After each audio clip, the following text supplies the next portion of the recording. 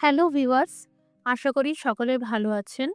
যারা আগে কখনো বিরিয়ানি বানাননি বা বানানোর কোনো অভিজ্ঞতা নেই, ভাবছেন কোনো রকম ঝামেলা ছাড়া সহজ পদ্ধতিতে বিরিয়ানি বানাবেন, তাহলে আজকের রেসিপিটি আপনাদেরই জন্য। কোনো ম্যারিনেশন করতে হবে না। শর্টকাট পদ্ধতিতে রেস্টুরেন্টের স্বাদে চিকেন বিরিয়ানি তৈরি করতে পারবেন। সব উপকরণের পরিমাপ সহ বিস্তারিত পদ্ধতি থাকছে আজকের ভিডিওতে। নমস্কার, আপনারা দেখছেন মমের সাথে রান্নাবান্না। ভালো লাগলে লাইক দিয়ে শেয়ার করে দেবেন। নতুন নতুন রেসিপি পেতে সাবস্ক্রাইব করে রাখুন। প্রথমে একটা কাপের মাপ করে নিয়েছি ৪ কাপ বাসমতি চাল। বাসমতি চাল দিয়েই বিরিয়ানি বানাতে হয়। চাল খুব ভালো করে ধুয়ে নিতে হবে। একবার দুবার নয়, বেশ ৫ থেকে ৬ বার জল পাল্টে পাল্টে ধুয়ে নেবেন, যতক্ষণ না জল স্বচ্ছ হয়ে যাচ্ছে। এবার এই চাল ঠিক ঘড়ি ধরে ২০ মিনিট ভিজিয়ে রাখুন। আমি এখানে ৬ জনের বিরিয়ানি বানাচ্ছি। প্রথমে আলুর পরিমাপটা বলে দিই। এখানে ৩ টে আলু নিলে সবথেকে ভালো। প্রথমে ধুয়ে খোসা ছাড়িয়ে নিতে হবে। বিরিয়ানির আলুতে কোনো খোসা থাকলে চলবে না, তাই খুব ভালো করে খোসা ছাড়িয়ে নেবেন। বেশ বড় সাইজের আলু নেবেন, বিরিয়ানিতে খেতেও ভালো লাগবে। এইভাবে আধখানা করে নিতে হবে। আর আলু কাটার পর ভিজিয়ে রাখতে হবে, যাতে রান্নার বাকি প্রিপারেশন করতে করতে যাতে আলু কালচে না হয়ে যায়। এখানে আছে ৬ পিস চিকেন, পরিমাণে ৬০০ গ্রাম, অর্থাৎ এক একটা চিকেনের পিসের ওজন হবে ১০০ গ্রাম। চিকেন বিরিয়ানির জন্য চিকেনের পিসগুলো দোকান থেকেই কেটে দিয়ে দেবে। এখানে নিয়েছি ৩ টে বড় সাইজের পেঁয়াজ। এই ৩ টে পেঁয়াজ দিয়েই ডাইরেক্ট বেরেস্তা তৈরি হয়ে যাবে। পেঁয়াজ খুব ঝিরিঝিরি করে কাটতে হবে।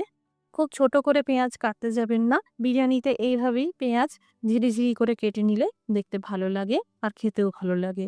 একে একে সব পেঁয়াজগুলোকে কেটে নিলাম। এখানে পেস্ট করে নেব রসুন আর আদা। ৫ থেকে ৬ টা রসুন কোয়া নিয়েছি। ২ ইঞ্চি সাইজের আদা নিয়েছি। ১ কাপ দুধ নিয়েছি।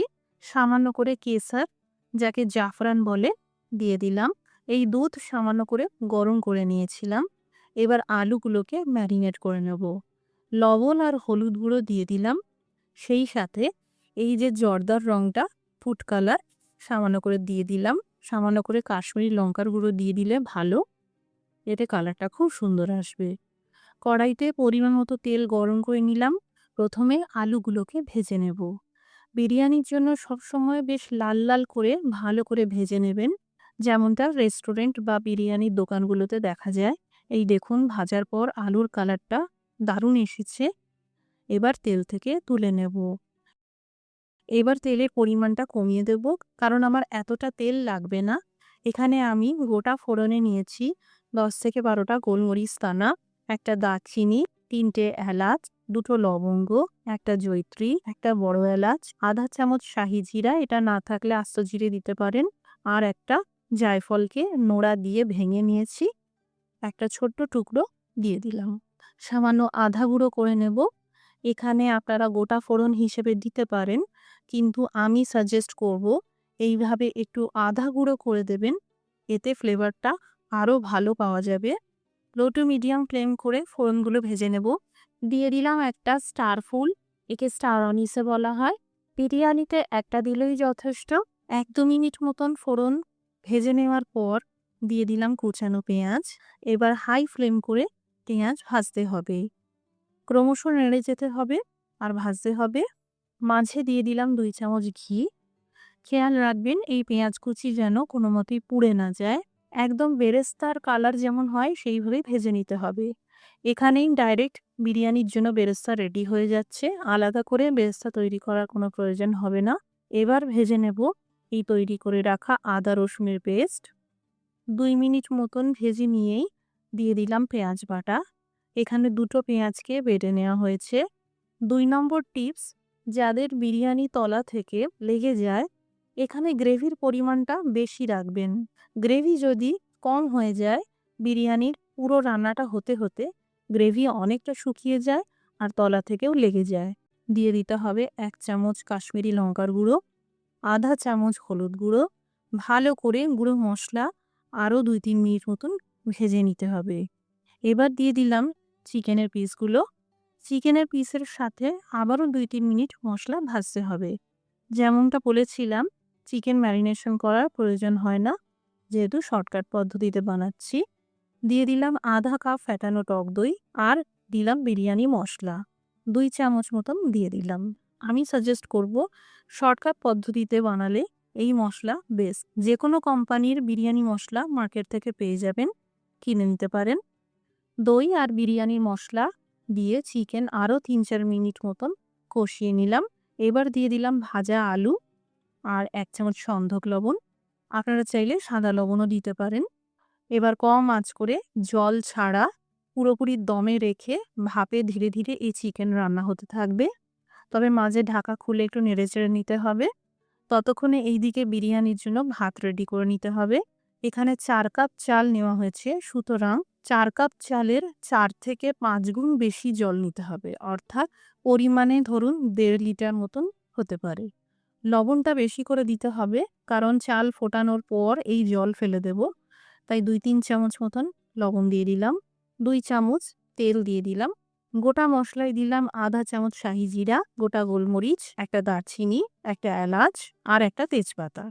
আস্তে করে এই ভেজানো চাল দিয়ে দিলাম। ভালো করে নেড়েচেড়ে মিশিয়ে নিলাম।